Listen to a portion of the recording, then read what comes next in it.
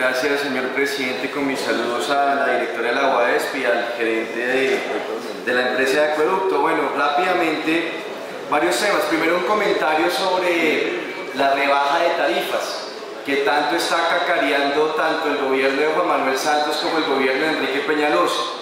Nos anuncian que va a haber una rebaja de tarifas que en promedio va a ser del 2.8%. Y nos lo muestran como una gran cosa cuando la rebaja puede ser de un 2.8%, no es nada sustancial. Pero quiero resaltar esto, es que esa rebaja no va a señor gerente, no va a compensar el aumento de las tarifas como consecuencia de la reducción del consumo básico. Ya que el concejal Cardoso mencionó la decisión de la CRA también de reducir el consumo básico de 20 metros cúbicos mensuales a 11 metros cúbicos. Lo primero que quiero resaltar, yo estuve revisando el supuesto estudio en el que se fundamentó esa decisión. Y digo supuesto estudio porque el estudio es supremamente mediocre. Lo que hizo la CRA fue sacar promedios. O sea, la CRA no definió cuánto era el consumo básico, o sea, la cantidad de agua que necesita un hogar para vivir durante un mes, sino que se puso fue a sacar promedios y de acuerdo con esos promedios definió el nuevo consumo básico. Eso técnicamente está supremamente mal hecho, se parece al estudio del doctor Castellanos que aquí mencionó el concejal Juan Carlos Flores sobre la privatización de ETB. Pero de acuerdo con ese documento, miren lo que sucede. En la actualidad hay 317.000 suscriptores en Bogotá cuyo consumo promedio es superior a los 12 metros cúbicos. O sea, hay 317.000 suscriptores que consumen entre 12 metros cúbicos y 20 metros cúbicos. Y a todos ellos se les aumentaría la tarifa por la reducción del consumo básico porque ya no recibirían los subsidios. Solo en el estrato 1 hay 156.000 suscriptores que tienen un consumo entre 12 metros cúbicos y 20 metros cúbicos, y a estos 156.000 suscriptores del estrato 1 en Bogotá, la tarifa les estaría aumentando en más de un 50% de acuerdo con el mismo documento de la CRA. Entonces lo primero que quiero llamar la atención es que no cacareen tanto esa reducción de apenas el 2.8%, cuando por la vía de la reducción del consumo básico a miles de familias bogotanas de los estratos 1, 2 y 3 se les va a aumentar la tarifa de agua por encima de la reducción que ustedes vienen cacareando con tanto ánimo. Lo segundo es esto, este debate sobre la empresa de acueducto y sobre el aseo y sobre los distintos asuntos que se vienen mencionando acá, pues tiene que ver con el debate de las privatizaciones que han demostrado que son un gran fracaso. Y lo del aseo no es el nuevo esquema de aseo que se inventó la anterior administración, no es un esquema en el que se haya desprivatizado el servicio de aseo, eso no es cierto. Recordemos que aún hay operadores privados operando en la ciudad y que a esos operadores privados les está yendo mejor de lo que les iba antes, esto es absurdo. De acuerdo con el funcionario que trabajó en el acueducto y que después fue gerente del Fondo de Vigilancia, el doctor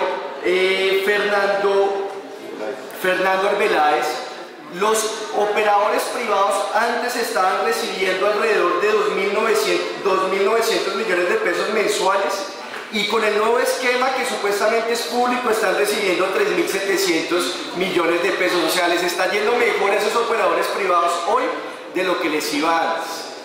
La empresa Aguas de Bogotá, que opera más de la mitad de la ciudad, un poco más de la mitad de la ciudad, apenas recibe el 33% del recaudo total de aseo de la ciudad. O sea que no es cierto que se haya desprivatizado. Dos comentarios más y me regalo un minuto adicional, presidente. Me llama la atención que, bueno, fue el anterior gerente de la empresa de acueducto la que hizo aquí la exposición, no el nuevo gerente. Pero el anterior gerente no mencionó el hueco, el hoyo negro en que se convirtió la concesión de la planta de Tibito. Por estas cosas del neoliberalismo, en ese contrato de concesión firmado por la administración de Antanas Mocus, se les garantizó a un consorcio privado un pago mínimo de un caudal de 4 metros cúbicos por segundo. Si la planta produce 2 o 3 no importa, le pagamos 4. Y en estos largos años de esa concesión le hemos pagado 300 millones de metros cúbicos de agua que la ciudad no ha consumido y aún así se las hemos pagado a un consorcio compuesto por una multinacional española, por el doctor Luis Carlos Sarmiento Angulo, el principal banquero del país a través de Corfi Colombiana, y por el grupo Fanalca, que es de una familia que también tiene negocios en Transmilenio.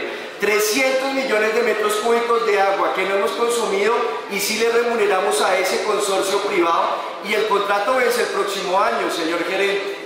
A mí sí me gustaría que de una vez nos dijeran si ese contrato se va a prorrogar o si la planta va a ser asumida directamente por la empresa del acueducto, que es lo que debería suceder en estas circunstancias.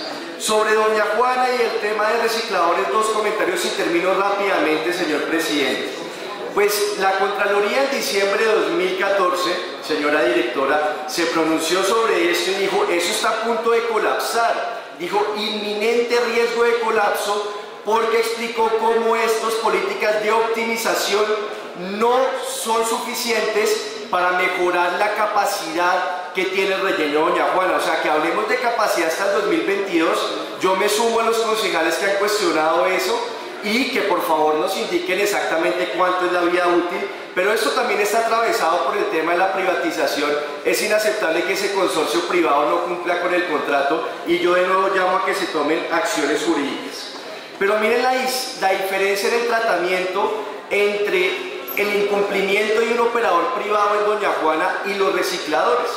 Aquí la directora nos anunció que por una auditoría forense habían suspendido a 7.000 recicladores del registro por distintos motivos. Bueno, reconoció que se habían equivocado ya con 1.500 y que los habían tenido que incluir de nuevo en el registro porque se equivocaron. Pero miren cómo la diferencia en el tratamiento. Frente a un gran consorcio que incumple sus obligaciones, ahí sí hay que esperar, hay que mirar bien cómo se procede en derecho para no violentarles sus derechos, pero cuando son personas sencillas y humildes, ahí sí no tienen esos cuidados y cometen equivocaciones como la que ya que usted reconoció en esta sesión. Como ya el presidente pues me está señalando que me excedí el tiempo, un minuto más, señor presidente. La propuesta es iniciar verdaderas políticas de desprivatización, tanto del servicio de agua como de alcantarillado como de aseo, de verdad políticas de desprivatización. Y esto no es una cosa que se invente del polo de la nada, sino que es lo que está sucediendo en los países desarrollados. Aquí el alcalde Peñalosa vino el día de la posesión del consejo a decir que la inmensa mayoría de acueductos en el mundo estaban privatizados. Dijo que todos los de Francia estaban privatizados. Otra grave mentira del señor alcalde. Es muy difícil coger al doctor Peñalosa en una verdad, porque en realidad en esos países desarrollados se está viendo un proceso de desprivatización. En los últimos 15 años, 235 casos de desprivatización en 37 países. Esa es la propuesta del polo, que en serio se inicie una política de desprivatización, porque la privatización nos ha llevado a casos como el de Doña Juana. Muchas gracias, señor presidente. Gracias.